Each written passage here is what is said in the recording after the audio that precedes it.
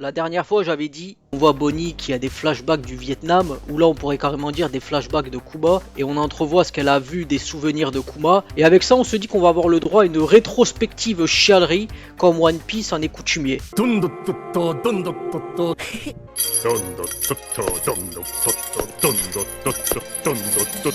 Qu'est-ce que tu racontes?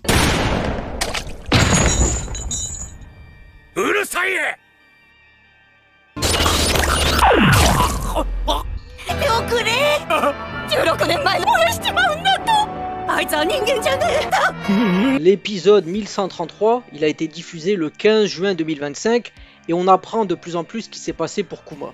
L'épisode il commence avec Courbette qui parle. Courbette c'est le roi du royaume de Sorbet et il est parfaitement adapté pour être roi de ce royaume car c'est tout simplement un suceur. Son objectif c'est de gagner des bons points avec les dragons célestes, comme ça la ville sera belle, magnifique et surtout qu'il payera moins de tribus célestes. D'ailleurs j'aime bien l'expression de traîne misère, ça fait vraiment penser à celle des Cendants.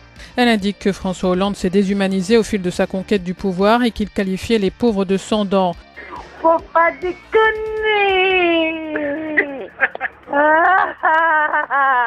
Pendant que le village est en train de brûler, Kuma il voit une petite qui chiale parce que sa mère est dans les flammes. Donc Kuma décide d'aller sauver la mère de la petite. Quelqu'un lui dit de ne pas y aller, mais Kuma il s'en bat les couilles et il y va quand même. M'en bat les couilles, rien à foutre. Ensuite, on voit qu'il y a une manifestation devant le palais de Courbette. Les villageois du nord sont vraiment outrés qui brûlent le sud, donc ils lui disent d'arrêter et tout ça. Donc le Courbette il décide bien sûr de dire à ses gardes d'en tuer 4 ou 5. C'était sûr.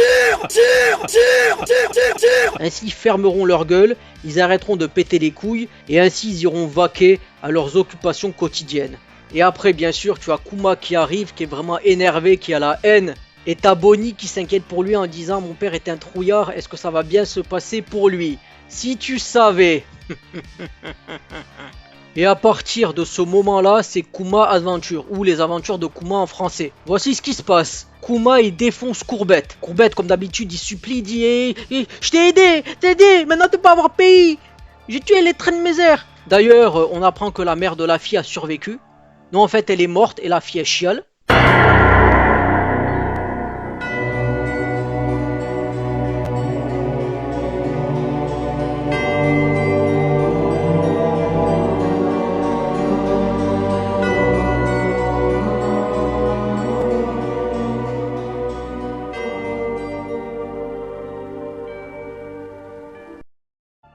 Le Courbette il tire sur Kuma avec son flingue mais ça sert absolument à rien. Et après il dit attends, si tu me touches, tu sais ce qu'ils vont te faire les dragons célestes, tu sais ce qu'ils vont te faire. Il s'en bat les couilles. Il lui défonce sa gueule, il défonce le palais.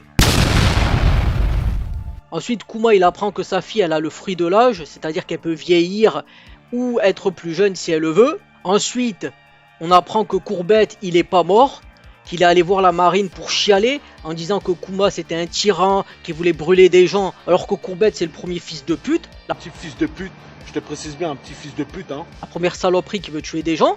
Donc les marines bien sûr ils l'écoutent et Kuma il est seul avec sa barque et Kuma il défonce tout simplement tous leurs navires. Et on comprend que c'est cet événement qui va faire qu'il est catalogué comme pirate et comme tyran. Kuma fait le tour du monde pour trouver quelqu'un qui pourrait soigner sa fille.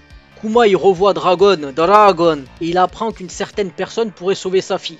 Il lui dit bon ce gars ressemble à un sgeg et il est un peu bizarre, mais c'est quelqu'un de digne de confiance, il pourra t'aider. Ensuite Kuma il revient dans son église, il va voir sa fille, et il lui dit qu'elle pourra se faire soigner par le V, par le Punk ou par la tête de sgeg, vous l'appelez comme vous voulez. Kuma il rencontre Vegapunk, et Vegapunk il est vraiment fasciné par la robustesse et le gabarit de Kuma. Il fait une analyse de son sang, et il découvre que c'est un boucanier. Et Vegapunk il lui dit t'es au courant que je bosse pour le gouvernement mondial quand même.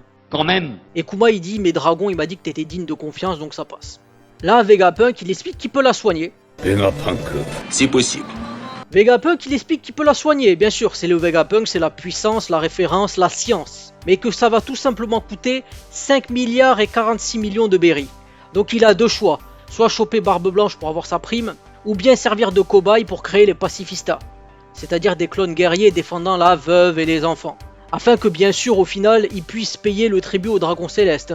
Faut bien que ces gros porcs ils puissent manger quand même, c'est le minimum, sinon ils vont finir des crèves la dalle, ce qui serait tout simplement inacceptable pour l'univers. Kuma il accepte et Bonnie elle va être sauvée, donc là on se dit que tout finit bien. Enfin oui et non. Oui parce que Bonnie on sait qu'elle est sauvée, puisqu'au moment de l'histoire elle est vivante, mais on sait surtout comment Kuma finit. et c'est certainement pas enviable. Et la dernière scène qu'on voit va nous le confirmer.